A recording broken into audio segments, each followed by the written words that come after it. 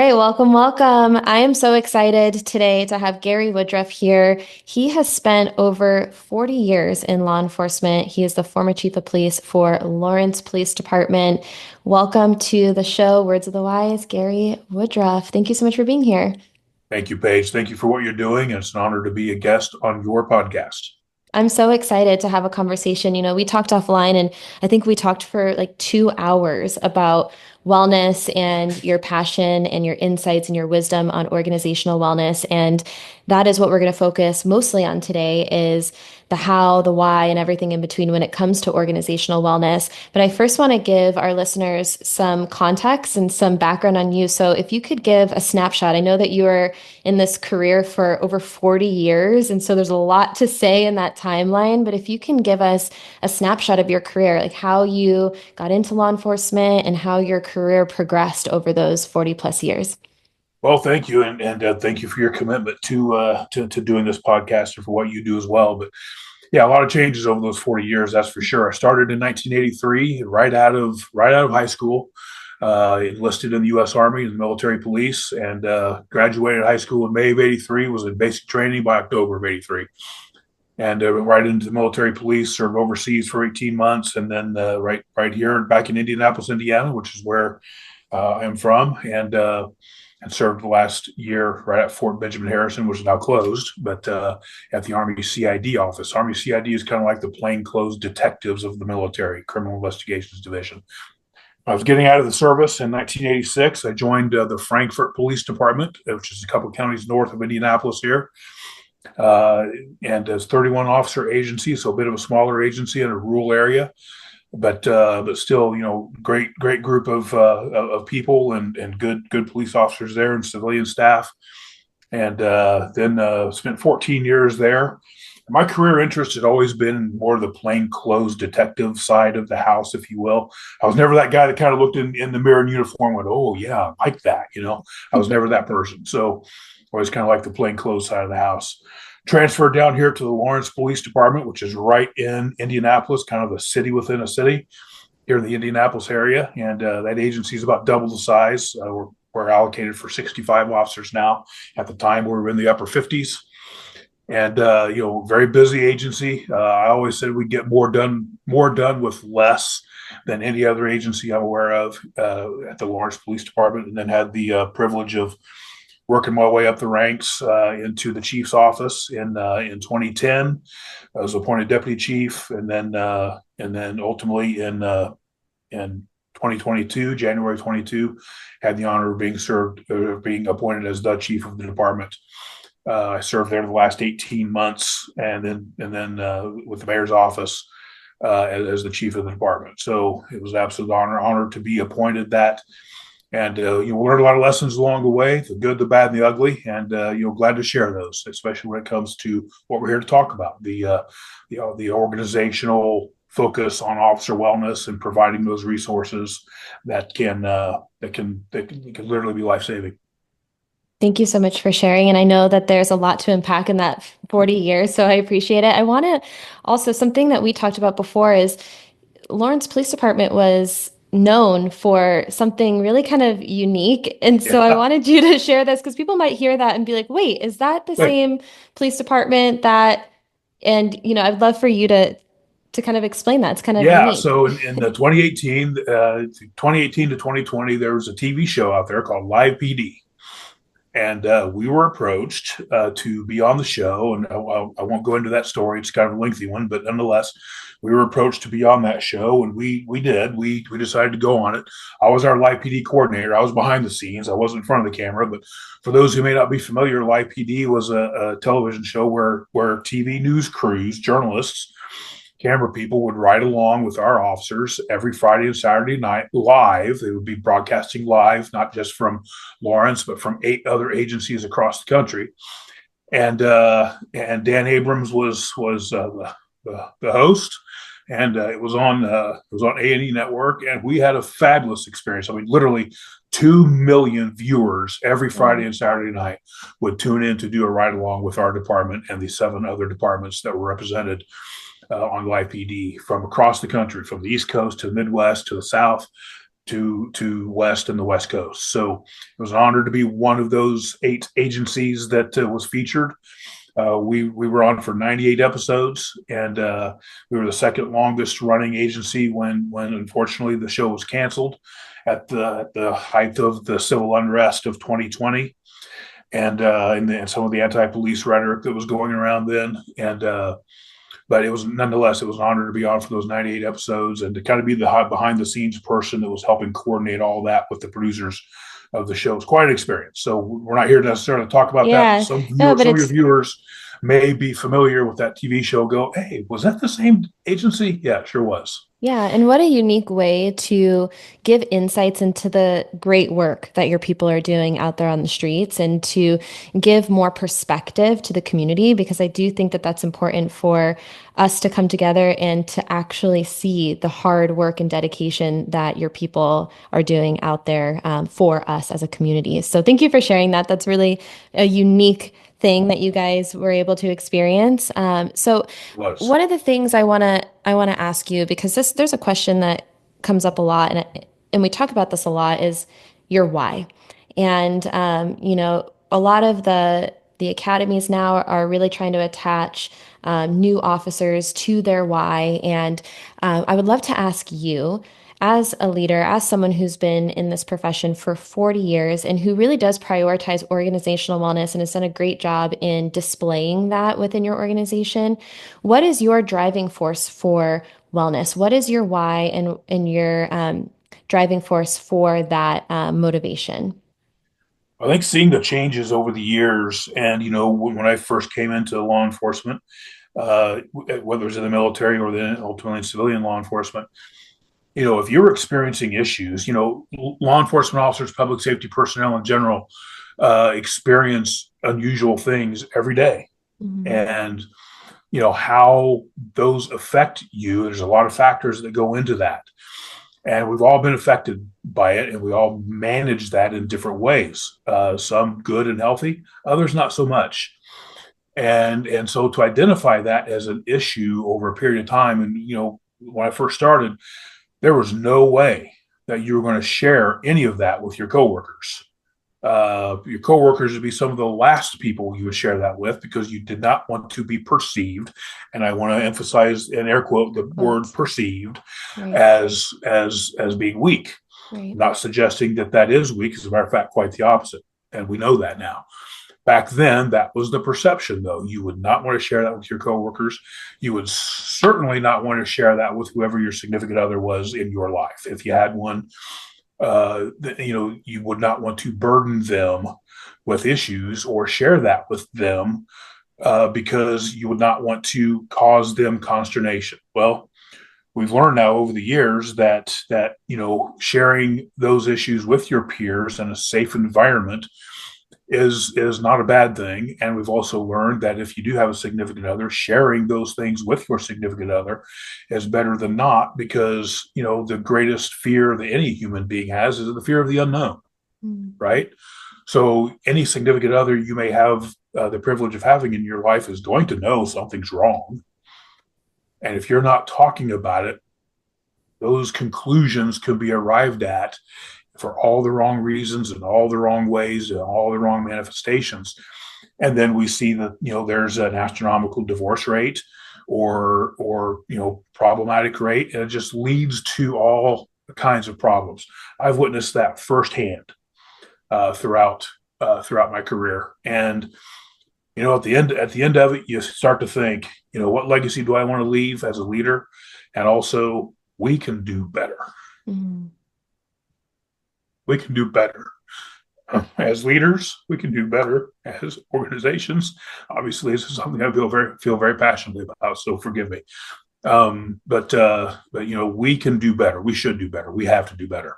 So that was my why. That was the driving force behind getting the wheels turning to implement a wellness program into my agency and to our agency, I should say. I never like to use the word my. It's not my agency. It's our agency, and to get a wellness program up and running within our agency, and and offer those tools. I like to use the word off ramps. Offer those off ramps to the members of our department as best we can anyway. At least make that investment and offer some tools and some resources that can be successful. A little bit of context, and it's a shame to think about this, but it's true. There are more law enforcement officers who take their own life annually than are killed in the line of duty. And what a shame that is. What a shame that we haven't done better as an agency, as individuals, but then as agencies to help provide those resources. We need to do better, and so that was part of my why anyway, a big part. Thank you so much for sharing. And it's so clear how passionate you are about this. And I think that, like you said, it's so crucial to have individuals who are looking at this as an issue, but then also having tactical resources and options for your people. And I want to Yeah, talk about those off ramps that you mentioned, because this is one of the biggest takeaways I had from our initial conversation. And I thought it was such an amazing perspective on wellness, and such an easy thing to get on board with is these options, these off ramps that each individual feels like they not only have access to, but easy access to. And that's kind of the key word, is like, how do you make these resources accessible and easy? And so I would love for you to share a little bit more about the concept of off ramps, but then also some of those resources that you implemented within your organization to support mental and psychological health. sure. Well, thank you. And for years, there has been for many years, and rightfully so, there's been a focus on an officer's physical health. For instance, when we built our brand new police station in 2019, we built, as a part of that design, a state-of-the-art gymnasium in the basement of the police department. And then to further invest in that, not only do we have the physical facility that officers could work out in, but we put it right in a contract with our membership that they could, if staffing allowed, if the supervisor approved, and if calls for service allowed, that an officer could, and any personnel could walk in there and work out on duty. We provided, locker facilities, and you could hear the radio in there. We even put a screen with the CAD right up on the wall in the monitor there in the workout room, so that officers could see if there were calls for service pending, if things were starting to get busy. So I think investing in those and on the physical side is a great place, and it's a good place to start. That can help reduce the psychological and the emotional side of it also, but also offering those tools to get more to the point here, offering some of those psychological and emotional impact tools. I think one of the biggest things that an agency has to understand is, first of all, there has to be trust Mm. established between the leadership of the department and the membership of the department. And the goal is to not have that big of a divide between those two. Fact of the matter is, in many agencies, there is somewhat of a divide between the leadership, especially the chief's office level leadership, and the membership. So we want to try to reduce that divide as much as we can. But secondarily and beyond that, establishing that trust. And I think a great way of doing that is to establish a committee with your membership. If you have a body that represents membership, such as the Fraternal Order of Police, or Professional Benevolent Association (PBA), or whatever your union representation might be, a lot of times that's a great place to start. As a leader, is to try to get the buy-in and get the input from your officers, right? Always listen to the guy or gal on the ground. They have the best input. They have the best context. And if you give them the platform to be honest with you without any fear of repercussion, they will. And they'll tell you exactly what they need. But that's the key. As a leader, you have to establish that trust and that openness to be able to gain that honest feedback. May not be what you want to hear sometimes, but to establish that level of trust where you can speak openly, where anybody can speak openly and talk about the good, the bad, and the ugly. Here's what's going well. Here's what's not going well. Here's what we need to do to improve.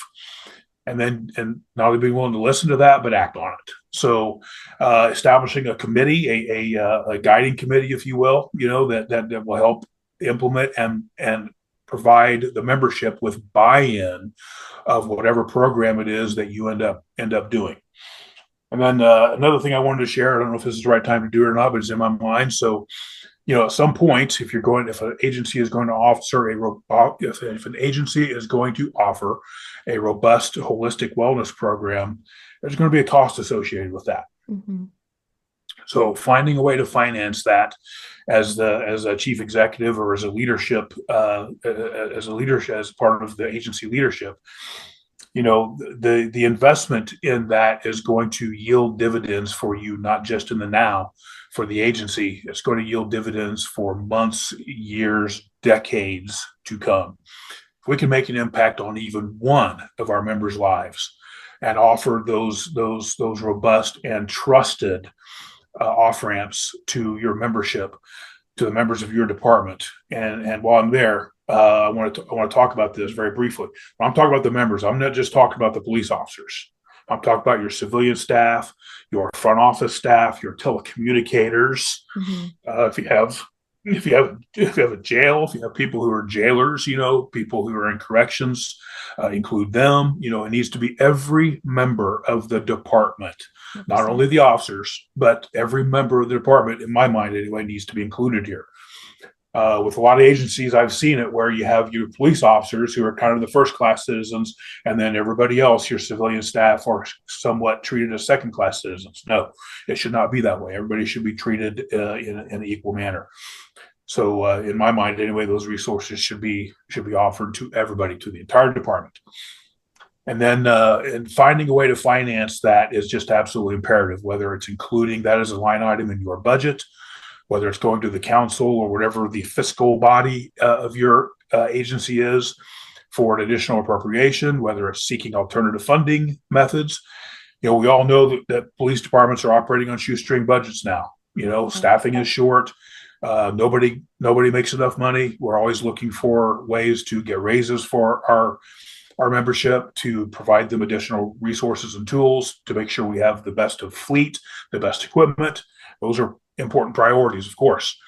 But the way I heard a colleague chief of mine put it, and I agree with it, if I have to buy one less car this year, if I have to buy one less piece of equipment or whatever that case may be, I'm going to find the money to be able to invest in this. If I have to, I'll go out and seek donations. The community will support efforts like this if you talk to them about it and explain the why. Don't hesitate to do that. Go to your local service clubs. Go to your local foundations. Establish your own foundation if you need to. There are lots of 501c3 not-for-profits out there that are willing to support their public safety personnel. If you need to, partner up with your fire department, make it a public safety initiative, not just a law enforcement initiative, but a public safety initiative. We can't forget our friends in the firefighting service and EMS. They're seeing the same traumas we are in law enforcement. So, be inclusive of them as well. And you can find the money. If there's a will to do it, you'll find the why and the how. So, I think those are some good things that agency heads can do to get a holistic wellness program up and running in your agency. And for any of those department heads or those agencies that are still somewhat hesitant to do it, there are so many resources out there that are willing to partner with your agency to provide those, that service, provide those programs. Explore them. Take a look at them. There are even apps you can put right on your phone Mm-hmm. that can help an officer literally, especially these younger officers. We all know, they're taking information on the phone now. That's new to my generation, but to the more current generation, it's nothing new. And if they can be sitting there in the privacy of their own car and be experiencing some concerns over some of what they may have been exposed to within the line of duty or even off duty. There's lots of stressors that happen off duty also, and we can talk about that a little bit later if you want to. But to be able to pull up that app even and go through a series of questions and that can lead to some ideas or some thoughts about what that individual may need to do, then that's a great first step. It's a great first step. That's one potential off ramp that an officer can take. If that's what sings to their soul, then so be it. Let's offer that, and then being able to offer some of those other resources, whether it's in person meetings, whether it's licensed clinicians, whether it's psychologists or psychiatrists, whether it's some of the other physical pieces, whether it's mindfulness, whether it's breathing techniques. Mhm. Critical importance. Critical importance. 100%. Never knew the importance of controlled breathing until you learned about it and you started to do it, and it's like, by golly, this works. Well, that's You why I'm know, here. No, I'm just kidding. on a on a complete side note here, but a personal note, I've been a kidney stone sufferer in my lifetime. No fun for those who have, and so one of the more, I haven't had one in a while, but one of the ones I had there was particularly excruciating. I'm on my way to the emergency room, and I'm literally using the breathing technique that I had learned. The in 2 3 4, hold 2 3 4, out 2 3 4, hold 2 3 4, and then repeat Yep. to reduce that stress level and to regain control over your breathing and ultimately over your physical being. And it helped immensely. I would find myself on our way. I've been on the SWAT team for years. We're on our way to do to conduct an activity on SWAT, literally in the back of the delivery vehicle, and I'm utilizing those breathing techniques, to make sure that you're within yourself and that you're thinking on all cylinders, right? So, Yep. just something as simple as our mindfulness and of utilizing and leveraging breathing techniques can be incredibly powerful. I And completely agree. yeah, and then again, I've said it before and I'll say it again, offering as many opportunities for those off ramps for an officer to be able to take. Just because they don't take the first one, when I say an officer, I should say members of our department. If they don't take the first one, maybe they'll take the second one or the third one. 100%. So And the one thing, like, I mean, there's so much to unpack in that, and I thank you so much for all those insights. One of the things that stuck out to me the entire time is build trust. Build trust and prioritize your entire organization. And I think it is really powerful to say, have an open line of communication.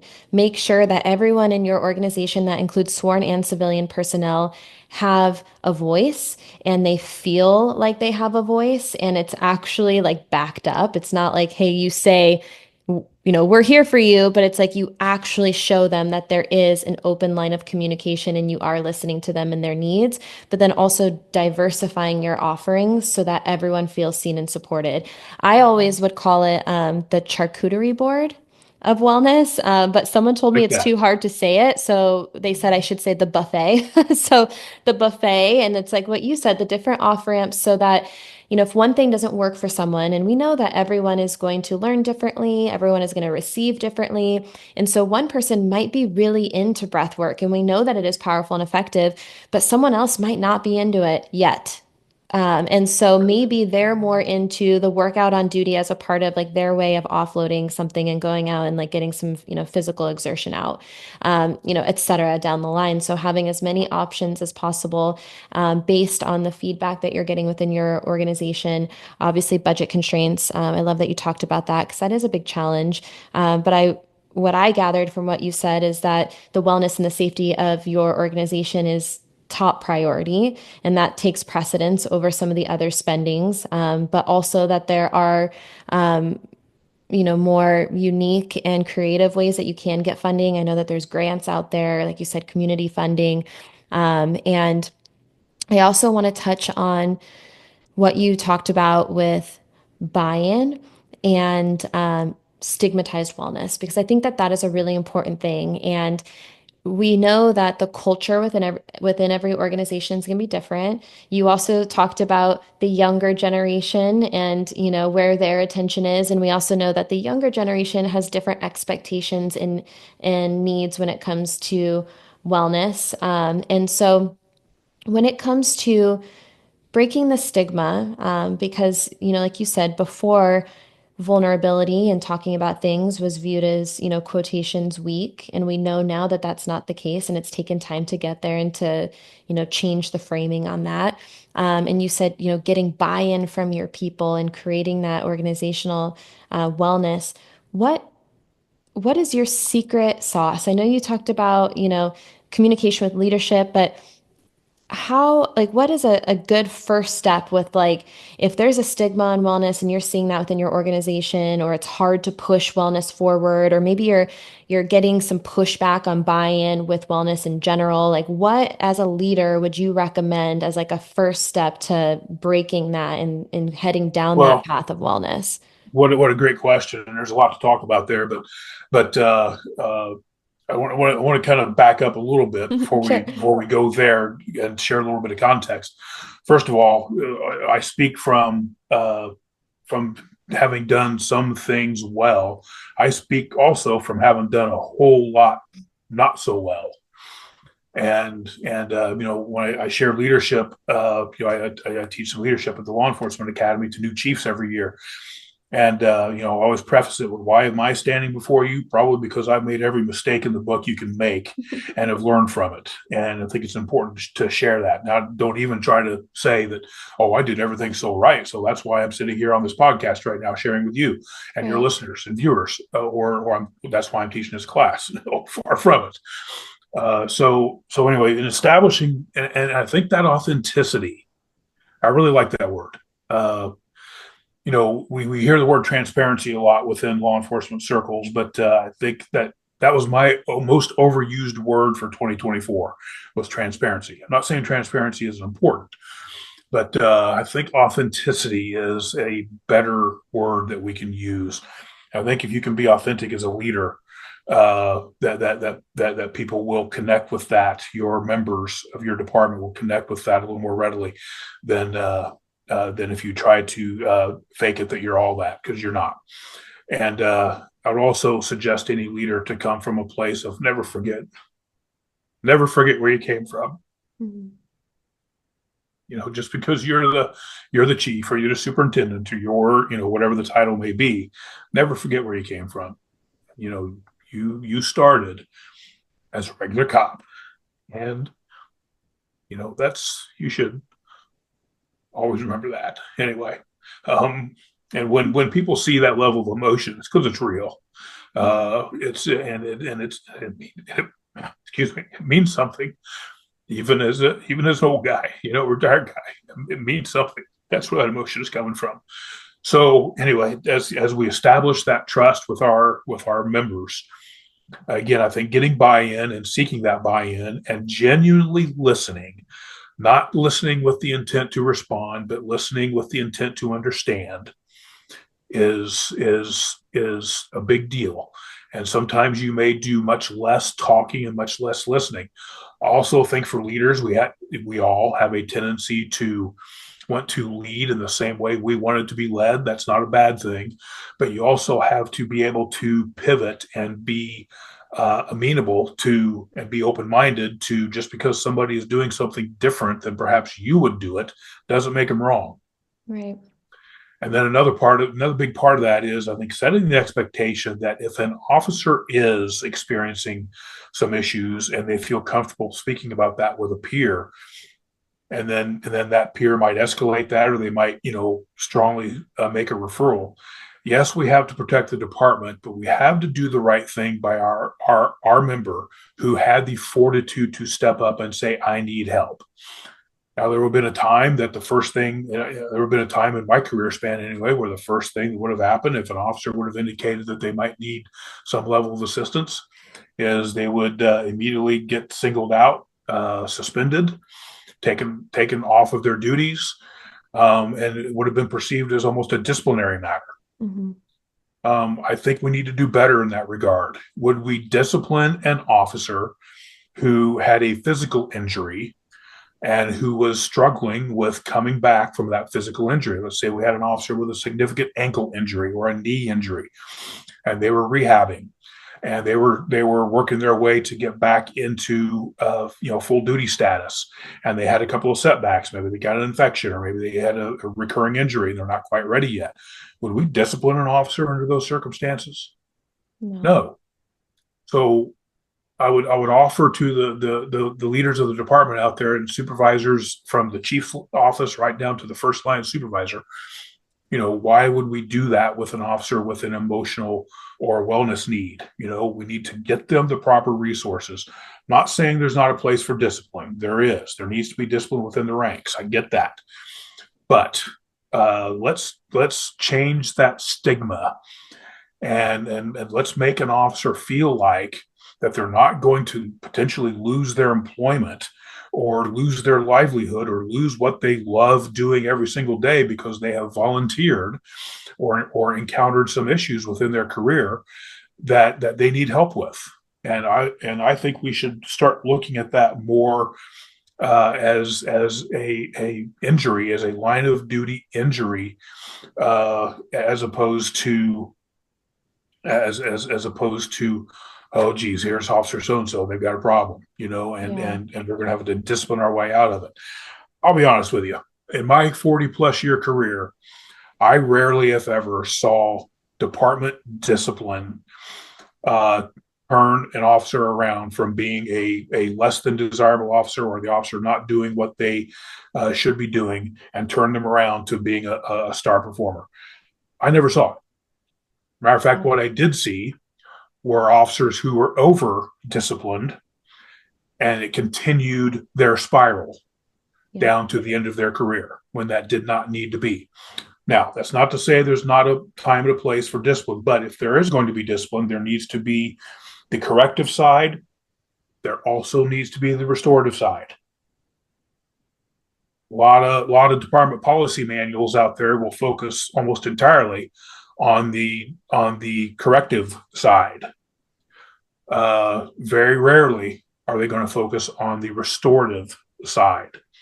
In my mind, anyway, the restorative side is where we need to be focused more on than the disciplinary side. And there's going to be a lot of law enforcement leaders out there that are going to be probably listening or viewing this that are going to disagree with that. I respect that. Each agency has its own culture, has its own history, has its own way of doing things. And again, I respect all of those things. I'm just speaking in generalities and what I have seen throughout my career with the agencies that I've been a part of, and in the experiences that I've had, including myself. Yeah. I've been called in on the carpet before for things that I didn't necessarily feel like I did. And I'll be honest with you, not only with myself, but I've seen it with others. What the outcome of that typically was I was going to go, or whoever, just using me in the first person here. Walked out of many of those meetings thinking, you know what, I'm not going to do anything extra. I'm just going to go park car, take my runs, take what comes to me, do the bare minimum. I'm not going to do anything more. Is that really what we want out of our public servants? Is that No. really what we want out of our law enforcement officers? No, it is not. No. We want our police officers out there to be visible. We want to know that the department supports them and backs them, and that there are times are things going to go awry despite your best intentions. Yeah, it is. Now, you are going to have those occasions where you're going to have an officer who made a significant mistake, and they need to learn from that mistake. So be it.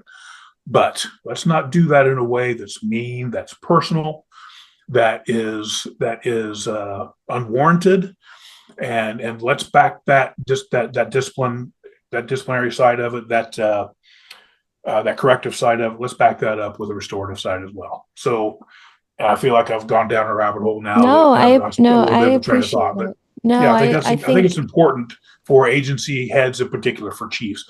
There are a lot of agencies out there that where the chief is kind of, in addition to be the chief executive, is also the chief disciplinarian. mhm.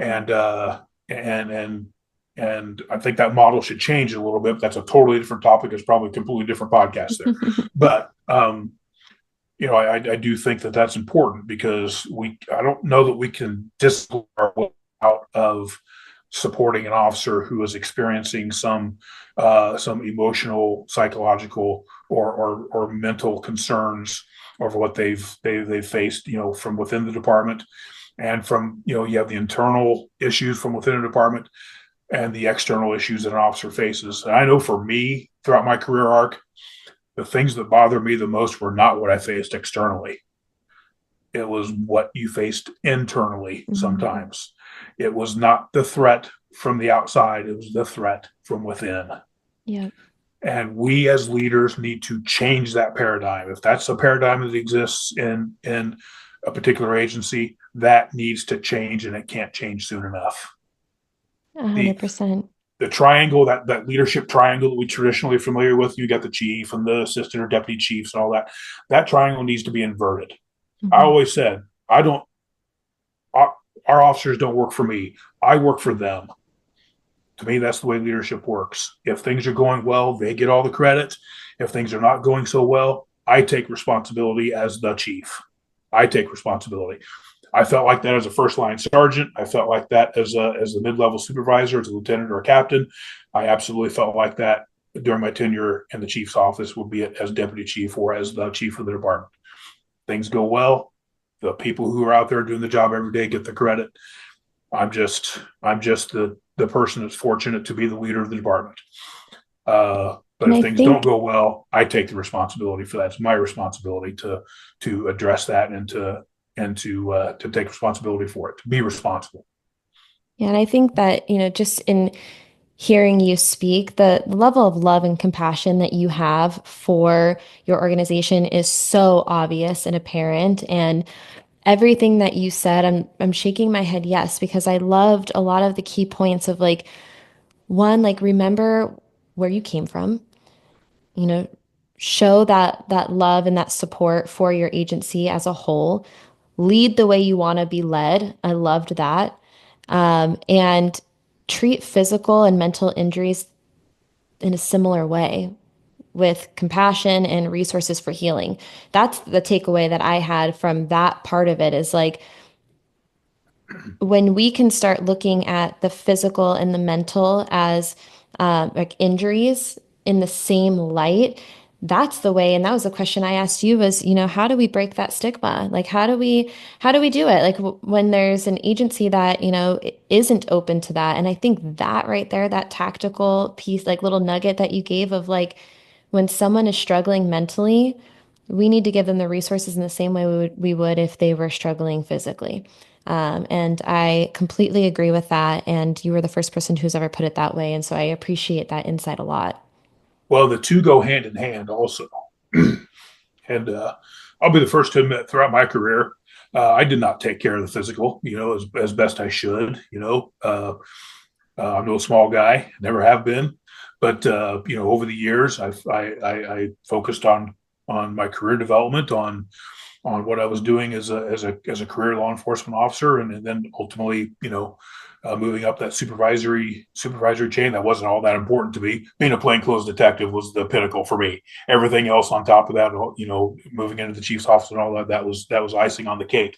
But I'll be the first to admit that especially when we built our new police station. I mean, there's never an excuse, but built our new police station, our gym in the basement was exactly 55 steps from my office. The only time I darkened the doors of the place was to give a tour. I don't say that proudly, but it's honest. And since I've retired, I've joined a gym. I've made a renewed focus on the physical health. And what we know now, what we didn't realize when I started and throughout the early parts of my career, but what we know now is that direct connection between the emotional wellness and the physical wellness. And I was delighted to see and heartened to see that our gym was utilized so much, not just by our law enforcement officers, but by our civilian staff as well. I would see our property room clerks, our front office staff, our telecommunicators, our everybody, and sometimes their families utilizing that gym facility.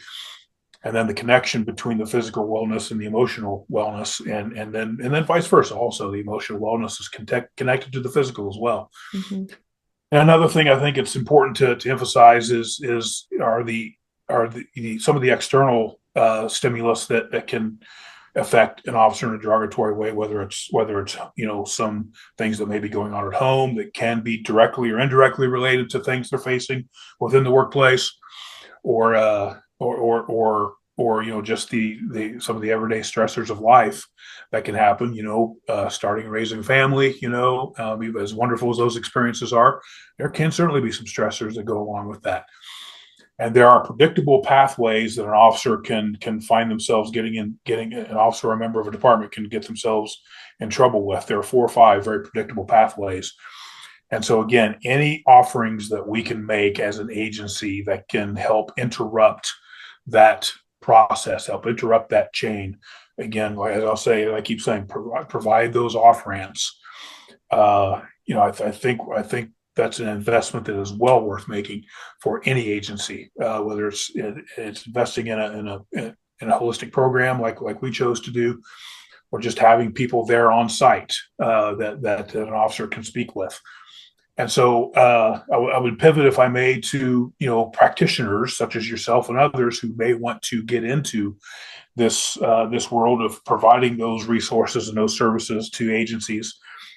I'm going to kind of default to my home base here. If nothing else, at the end of the day, I'm a relationship builder, and it's something I was kind of well known for throughout my career.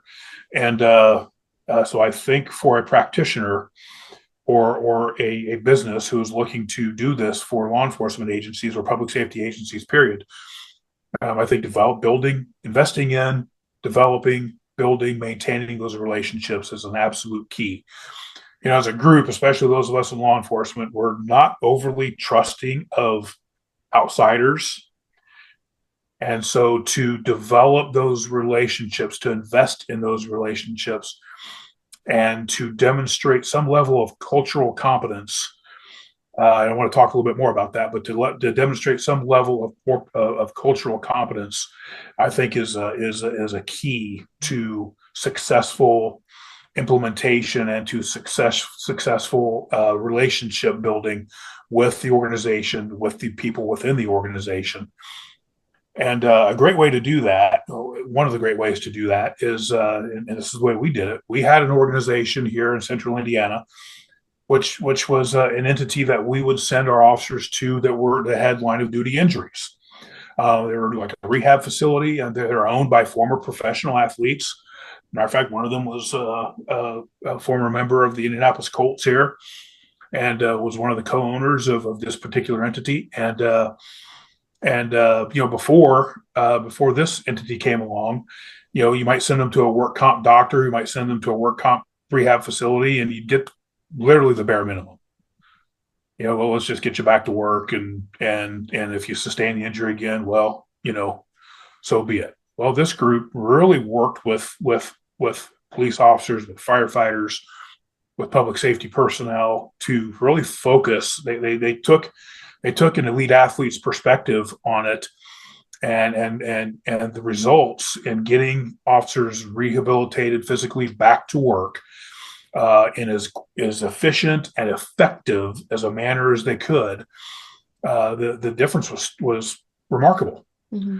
And so then they leveraged that capability and that credibility that they had established on the physical side of the house. They leveraged that into the holistic officer wellness, into the proactive, whether it's the physical well-being or the emotional well-being, the psychological, the mental well-being. They leveraged that, and they brought on staff that had cultural competence. They would do ride-alongs with agencies, with officers. They would learn, look, listen, and learn, and then identify where they could be an interface with public safety personnel to make a difference.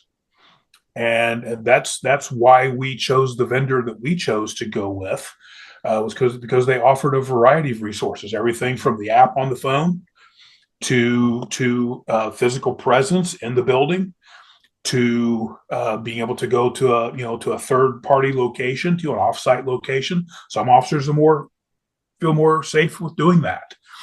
Whatever felt best to an officer and provided that off ramp that was meaningful to them, that spoke to their soul. That's what this entity was willing to do. So I think for the practitioners out there, that's a great way to onboard with an agency, is just to build and develop those relationships. If you have the ability to do that through the physical side of it, whether again it's providing, the physical rehabilitation side of it, whether it's the preventive maintenance, and then leveraging that credibility that's established is a benefit to the agency and to the individual members of the agency in a dual way. And then another thing that's important, and you mentioned in the opening, I think it's a perfect time to segue to that. Removing as many barriers, perceived barriers, as an agency can possibly remove is going to be a win-win for everybody. Our operating goal was, if an officer decided I'm ready for help, that it wasn't just a matter of calling up a 1-800 EAP number, as well intended as that resource is, and it Mhm. is a resource. Sometimes that can seem a little generic, not culturally Disconnecting. competent. Yeah. Yeah, as well intended as our EAP friends and service providers are, it's an important resource. Sometimes that didn't seem to be as tailored, as public safety specific as it could or should have been. It seemed very generic, and we had some bold officers share that their experience with that resource was not did not meet with their expectations or their hopes. So we wanted to do better than that. So and why cultural competence? I've heard some pushback within the provider community to that term. And I respect that, but I can tell you from experience, from being around law enforcement officers and public safety officials, fellow members for 40 plus years, that the first thing often would come up when they would seek that type of service is, well, what do you know about it? You've never walked a mile in my shoes. You haven't even done a ride along. You don't know even some of the core terminology or vernacular. We get it. We in public safety, just like the military, we love our acronyms. We love our That's true. our, our terminology. There's cop terminology. There's firefighter terminology. We speak a unique language. Always kind of try to avoid that, because to me it always sounded kind of weird to talk to your significant other or an outside person in that cop language, or testify on the witness stand to that. But I guess that maybe that's what made me a pretty decent detective. But anyway, I think demonstrating and investing in the willingness to at least learn some of that cultural competence, even if you're not coming from a public safety background, maybe you have a loved one who has, or maybe you've just invested in the time to learn that cultural competence. It kind of removes that potential barrier Mhm. from, well, what do you know about it? You've not walked a mile in my shoes. It's a tough barrier to overcome, and I've heard many officers talking about that throughout my career. Officers who have been in significantly traumatic situations and have been sent to well intended, but maybe less than effective, as we would hope or desire, service providers where that barrier exists. And that could be a tough one to overcome. So that's the context that I come from when I talk about cultural competence. And I hope that's resonating with you and with your Yeah, viewers that's and listeners also. 100%. And I think that it is important. I think relationships are important, 100%. I think that when you are providing resources, it's important to know who you're providing resources for, and you have to be able to present it in a way that's going to be well received. Because here's the thing, and this was something that came up when you were talking about it too, and we're talking in the context of buy-in, and this kind of relates to that of like, what do you know? You've never walked a mile in my shoes. That means the buy-in's not there for that, right? There's some sort of disconnect. And I always say this, I could have the best program in the entire world, and if no one uses it, it doesn't matter. It does not matter. And so you have to know your audience. You have to be able to speak to that audience in a way that they're going to receive it, and it needs to be valuable in the context of their career and of their life, whatever that is. So I completely agree with that. And, there are so many great organizations out there that are doing great things and that have been established in this community for a long time. And so I think there are a wealth of resources out there in all different categories. And I think you're 100% right that relationship building is important. And so I think asking your network, I mean, you guys talk, so if there's something that Oh you've done yeah. that's successful, then sharing that with other people within your direct network, to say, hey, this has really worked for our guys and girls, and this might be a resource for you too. And so I think the more we can get off of our own island and recognize that we are a community and utilize those resources within the community, I think the better we're going to be when it comes to wellness, because it's all about trial and error. Like you said, trying stuff, maybe it doesn't work, maybe it does. And then the things that do work, share that, and share the reputable resources and, contractors or organizations that Yeah. you have used. So I think 100% I agree with you on all of that. Well said. I also think, and of a dear friend of mine who is the wellness program director with our sheriff's department here in Marion County, and we're very close, and we share a passion with what it is that we're here talking about. And one of the things that she reminded me of, and quite correctly, I hadn't thought of it in this context, but as we diversify our workforce, which I wholeheartedly embrace. We should be, our law enforcement agencies, our public safety agencies should reflect the community that we serve. Wholeheartedly embrace that. Uh, you know, different diverse people within our community are going to view things, and different resources are going to be more meaningful to some than to others. I think we need to be cognizant of that, and we need to provide that holistic menu or off ramp, or like the way you've termed Buffet. that also. Buffet, yeah, buffet menu, yeah, I really like that. And because what's going to speak to me and my demographic and my age group is going to be completely different than that 22-year-old who has a completely different life experiences, and completely different background, and was raised in a completely different generation. I'm not making a generational comparison here. I'm saying that there are people that are coming into our agencies that are view things differently than we do, and Right. instead of rebelling against that, we should embrace that. Like I said earlier, just because somebody may view things differently than I do, doesn't make them wrong. and, Right. and we need to wholeheartedly embrace that, especially as kind of an older generation moves along in the department, frequently finds themselves in leadership positions. I think we need to be very open to that. I've seen a lot of public safety leaders who, it's kind of my way or the highway. This is the way I got here, and this is the way it's going to be. And yeah, we need to set a high standard. I embrace that. We don't need to lessen our standards. That's not what this is about. Anything but. We need to maintain that bar as high as it can be, especially that hiring bar. But we do need to welcome people that are different than we may be, wholeheartedly, and make sure that whatever resources we provide in for the holistic wellness services that are offered are speak to everybody's soul, and not just 60-year-old white males. And Uh, I completely agree with you on that. And I think two things. One, especially as we get older, like I feel the same way. Like I find so much value in being adaptable and coachable. And I think that the more you can adapt and at least be open-minded with different insights and perceptions, then, especially as a leader, I think that that's really effective.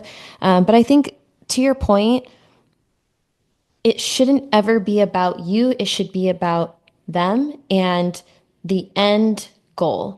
And the end goal is to make sure that your people have the resources to thrive physically, mentally, emotionally, that they are seen and supportive and they're as happy and healthy as they possibly can be throughout their career so that eventually they can end up like you, have a long, successful retirement and, get out on the other end of this career and have life and, joy outside of it. And so I think that that's the important thing to remember is that it's not about you or me, it's about them. And how can we support them in a way that's effective so that they have the resources that they need to succeed?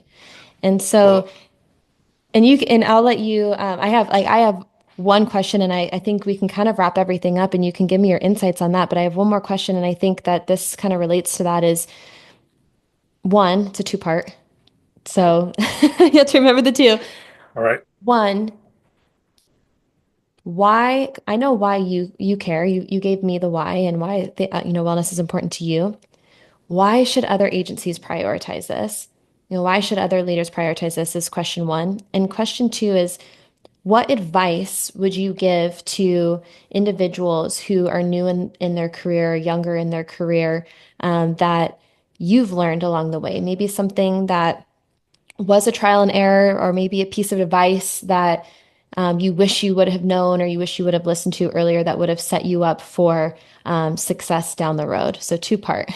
What a great pair of questions. Yeah. So, some context on the first part of the question. I think if you come at things from a true servant leadership heart, uh, I think that conveys very readily in how you go about doing your business and the way you connect with people, and I mean truly connect with people from within your organization and from outside of your organization. And I think you can look back on things for me anyway and think, well, there's always something I could have done better, and there is. There's plenty I could have done better for sure. But think of nothing else. Coming at it from that servant leader's heart, and that you truly care about the people that you feel responsible for, that you are responsible for, and again, inverting that triangle, inverting that typical pyramid shaped triangle, and understanding that your desire to support them, to provide them the tools that they need. Here's what I always said. This is what I wanted as a working cop, as a working detective. Give me the tools, training, and support that I need to be successful, and get out of my way. And I'll make you famous. That sounds kind of arrogant, maybe. Don't mean it that like that. It's confident, but I like to think there's some truth to it also. Give me what I need to be successful. I'm not saying I need everything. First SWAT team I was a part of getting started on, Chief asked us, what do you need? Give us a duffel bag, a shotgun, and a vest. Now you think of all the tools of the trade that SWAT teams have, from drones to remote cameras to and rightfully so. And I'm glad that we have that technology and have leveraged it. But at the end of the day, it's about people, right? And our agencies are made up of human beings who have human qualities about them that are wonderful, but can also sometimes be troublesome for them and potentially for the agency. So again, if we can offer a diffusing, and we can offer a way to a comfortable environment where they can feel very, very, supported and seeking the assistance that they need in a safe, trustworthy place, then it's well worth your investment as leadership to get that done. So I guess maybe I just answered both your questions there, but if I may expand. I also think getting buy-in, with many municipal agencies, you have your chief executive, the chief of police, the superintendent, whatever. But there's always a higher boss. Typically, getting your mayor involved and buy-in, your governor, your board of directors, whoever it is that you might answer to, as the chief executive of the agency, you're responsible. But getting that buy-in from your leadership can be such a key element here. And I don't mean to get into political discussion, but the fact of the matter is that us in law enforcement, we might be the chief executive of the agency, but we report to somebody also, whether it's an entity or an individual. Getting that person's buy-in is critical, in addition to getting your membership's buy-in. I think if your members see the sincerity that you're coming from in this place, and that the only thing that we saw when it came to implementing our wellness program within our agency was the bill to pay. Um, and it was an honor to be able to make that fiscal investment. That seemed like the least of the concerns, and is just to make that fiscal investment. And if we could provide a resource that even one officer takes advantage of, and it potentially saves their career or worse. I have seen some wonderful, some excellent, outstanding police officers who had to conclude their career because of the stressors that they faced, within the execution of their duties, and it's heartbreaking. And when you see that, when you see perfectly good people, and in addition to being the professionals that they are, the law enforcement officers, the public safety, the firefighters or EMTs, whatever the case may be, telecommunicators. At the end of the day, these are husbands and spouses, wives, significant others, their brothers, their sisters, their fathers, their sons and daughters. There are people who have loved ones who count on them, and to see their careers upended due to some of the stressors that they've faced, it made me all the more determined to do better by our people. And then, again, speaking strictly for me, you get to a point in your career where you're building, and then you're sustaining, and then you enter the legacy leaving stage of your career, and you want to leave it better than you found it, and you want to feel like you made a difference, you made an impact, even if that was situational, whether it's with people that you interacted with professionally, externally, or whether it's within your own agency. Even though there's plenty that you identify you could have done better, um, you know, uh, implementing a program like this, being a part of leading to the implementation of a program, of a holistic wellness program within your agency, is it's something you can reflect on, that you did the right thing for the right reasons at the right time in the right way. And if you pass that leadership test, well, I think you've fulfilled your obligation, or at least part of it. And then the other part of it, what can people do to set themselves up for success in this area? I think that was, I'm paraphrasing the second part of your question, but I think I've got the gist of it anyway. Um, that starts early on, and I think there are many reasons, many ways you can invest in that.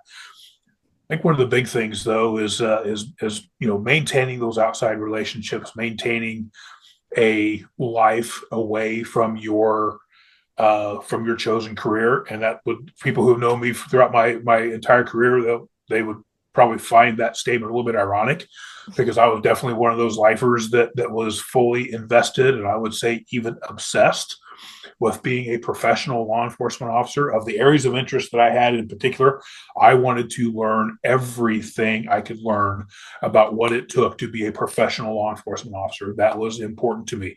I became a firearms instructor. I became, a use of force instructor, a psychomotor skills instructor, defensive tactics, physical tactics, whatever term you want to put to it.